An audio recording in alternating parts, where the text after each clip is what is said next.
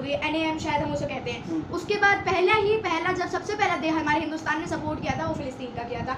अटल बिहारी वाजपेयी जी तो जो थे वो फिलिस्तीन के साथ थे। मोदी जी तो शायद सोच ही रहे हैं कि वो सबसे अलग होकर चलेंगे। इजराइल के साथ चलना शायद मेरे हिसाब से बिल्कुल ठीक नहीं है। मैं खुद फिलिस्तीन के साथ हूँ, पूरा हिंदुस्तान, हमारी जनता हमारे फिलिस्तीन को सपोर्ट कर रही है। हमारे यहाँ तो देखिए पहले हमारे यहाँ सबसे पहला जो है मुस्लिम कम्युनिटी सारी फिलिस्तीन के पास से मुड़ रहे हैं। हमारे यहाँ लखनऊ बिहार से आवाज़ उठ रही है कि हम फिलिस्तीन के पास जाए, तो मेरे हिसाब से मैं फिलिस्तीन के साथ हूँ। मोदी जी को भी समझना चाहिए कि इजराइल तो फिलिस्तीन से ही निकला है ना। लोग कह रहे हैं जो मुस्लिम लोग हैं वो ज्यादा फिलिस्तीन के साथ हैं, ऐसा कुछ है? हाँ बिल्कुल, अपना अपना मतलब। लेकिन आप भी हैं, आप तो मुस्लिम नहीं है ना? जी बिल्कुल नहीं हूँ। हाँ। मैं तो उस हिसाब से देख रही हूँ ना कि एक तो अब एक जो फिलिस्तीन है वो बेसहारा सा हो गया, मतलब लाचार सा हो गया, क्योंकि इजराइल तो उसमें से पार्ट निकला है। उन्होंने थोड़ा थोड़ा टुकड़ा टुकड़ा करके फिलिस्तीन को इतना छोटा कर दिया। उसके बाद जो मस्जिद के पीछे जो लड़ाई हो रही है, अक्सा मस्जिद के पीछे, हमारे यहाँ मुस्लिम कम्युनिटी में 3 सबसे बड़े मस्जिद है, मक्का, मदीना और अक्सा मस्जिद। अक्सा मस्जिद में ये जो लड़ाई चल रही है सारी की, अक्सा मस्जिद हमारी जो बाउंड्री है उसके अंदर आना चाहिए, टेरिटरी में आना चाहिए, और वो उधर हमारी टेरिटरी में आना चाहिए। तो देखने वाली बात है, इससे बहुत इफेक्ट पड़ेगा। अगर हिंदुस्तान अगर ऐसे बीच में, भारत अगर बीच में आ रहा है लड़ाई के, तो शायद बहुत इफेक्ट पड़ने वाला है हमारे यहाँ, क्योंकि अभी G20 हुआ है, बाकी देश भी खुश हैं हमारे से, और मुस्लिम कम्युनिटी हमारे यहाँ बहुत मुस्लिम आए थे G20 में भी, काफी मुस्लिम देश आए थे हमारे यहाँ। इजराइल और फिलिस्तीन दोनों ही मुस्लिम देश हैं, तो दोनों में एक धर्म के पीछे ही लड़ाई हो रही है कि हम ऐसे हैं, हम ऐसे, हमको चाहिए, हमको चाहिए। यहाँ के लोग कह रहे हैं, कुछ बीजेपी के कह ले, RSS के ले ले, कि अगर इजराइल कमजोर पड़ गया तो हम जाएंगे लड़ने के लिए। कैसे देखते हैं? देखिए अगर मैं आपको बताऊं, 2014 से पहले एक बीमारी होती थी मोतियाबिंद। 2014 के बाद मोतियाबिंद होने लगा है लोगों को मोतियाबिंद नहीं होता, जितने भी भक्त हैं उन सबको मोतियाबिंद हो चुका है। मोतियाबिंद के इतने बड़े शिकार है। आप बताइए मणिपुर में हिंसा हुई, मोदी जी ने एक भी ट्वीट किया? एक भी ट्वीट नहीं किया गया। अमित शाह जी से ट्वीट नहीं किया गया। अमित शाह जी तो वहीं पे थे जब वो वहाँ अपने ही होम मिनिस्टर हैं, और उनके रहते हुए उसी स्टेट में वहाँ पे दंगे छिड़ रहे हैं, उनके रहते हुए, उनकी मौजूदगी में, तो फिर तो बहुत बड़ी बात है। उनसे ट्वीट नहीं किया गया, मोदी जी से ट्वीट नहीं किया गया, और मोदी जी इजराइल और फिलिस्तीन के लिए 2 मिनट में ट्वीट कर देते हैं। तमाम कांग्रेस के जो नेता हैं, विपक्षी नेता है, वो सब फिलिस्तीन के साथ दिखाई दे रहे हैं। शायद इसकी वजह से मोदी जी इजराइल के साथ हैं, या फिर ये सारे के सारे मोदी जी इजराइल के साथ है इसलिए फिलिस्तीन के साथ है? क्या राजनीति चल रही है? राजनीति देखिए मेरे हिसाब से मोदी जी का, मेरे को तो समझ नहीं आ रहा है मोदी जी किस लिए इजराइल के साथ है, या क्या उनका पीछे का मोटिव है। लेकिन इंडिया अलायंस जिस तरह से पूरी तरफ से फिलिस्तीन के साथ दिखाई दे रहा है, तो मेरे हिसाब से फिलिस्तीन के साथ रहना उनकी राजनीति तो नहीं है, उनका अपना सपोर्ट है, क्योंकि बहुत पहले से ही हिंदुस्तान जो है फिलिस्तीन के सपोर्ट में है। इजराइल हमारा दोस्त तो पहले से ही था, लेकिन फिलिस्तीन से ज्यादा अच्छे रिश्ते थे, तो शायद वो रीजन भी हो सकते हैं इंडिया अलायंस। सवाल ये भी उठता है कि अभी अलीगढ़ के अंदर कुछ लोगों ने बोला हम फिलिस्तीन के साथ हैं, पुलिस वाले पकड़ के ले गए, कस्टडी में लिया उन्हें,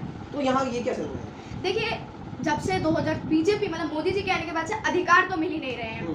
हम पत्रकारों को, हमारा चौथा स्तंभ है, उन्हें देख लिया जाए कि वो कुछ रिपोर्टिंग करते हैं तो उन्हें उठा के ले जाते हैं। उसके बाद कोई अपना, जैसे हमारा अधिकार है प्रोटेस्ट करने का, हम प्रोटेस्ट करते हैं तो हमारे को डिटेन कर लिया जाता है, उठा लिया जाता है। मेरे को डिटेन किया गया था, हमारे साथ के लोगों को डिटेन किया गया था जब हम प्रोटेस्ट कर रहे थे।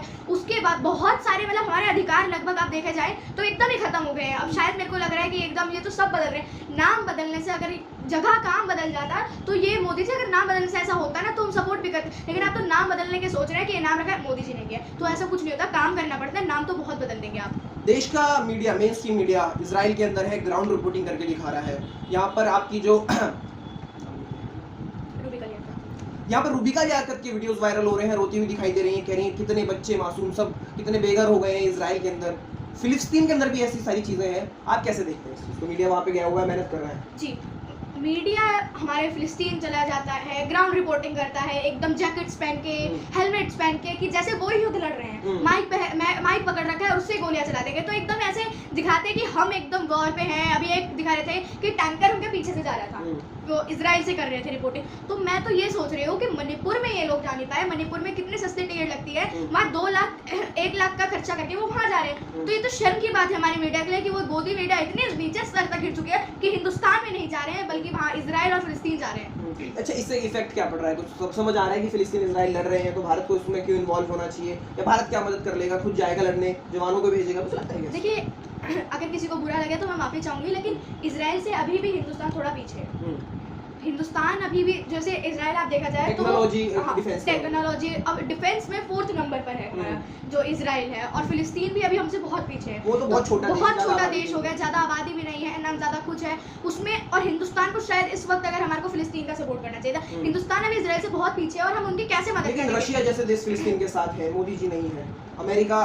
देखिए हमारे संबंधों पर अगर मोदी जी को ये बात सोचनी चाहिए, हमारे टीम को सोचनी चाहिए कि राजनीति के लिए हम तो कुछ भी कर सकते हैं, लेकिन अगर हमारे को अपने संबंध देखने हैं, मेरे साथ अगर ऐसा हो कि मैं अपने एक दोस्त को छोड़ूं और मेरे पास 10 दोस्त मेरे पुराने वापस आ गए, तो शायद मैं अपने 10 दोस्त के पास जाऊंगी, उस एक दोस्त के पास नहीं जाऊंगी। मुझे 10 दोस्त को अपने देखना चाहिए, ठीक है। यही मोदी जी को सोचना चाहिए कि अगर हम फिलिस्तीन के साथ हैं तो रशिया भी हमारे सपोर्ट में आएगा। हमारा बहुत अच्छा दोस्त है रशिया, बहुत अच्छे संबंध है। बाकी हमारे बहुत सारे देश हैं जिनसे हमारे अच्छे संबंध है, तो शायद हमारे रिश्तों पर भी उनसे इफेक्ट पड़ सकता है, तो रिश्तों पर भी शायद हमारे बहुत इफेक्ट पड़ेगा, दोस्तियों पर इफेक्ट पड़ेगा। यहाँ जो लोग बोल रहे हैं हम लड़ने जाएंगे, क्या वो जाएंगे? देखिए, ये मणिपुर नहीं जा पाए, ये इजराइल और फिलिस्तीन क्या जाएंगे।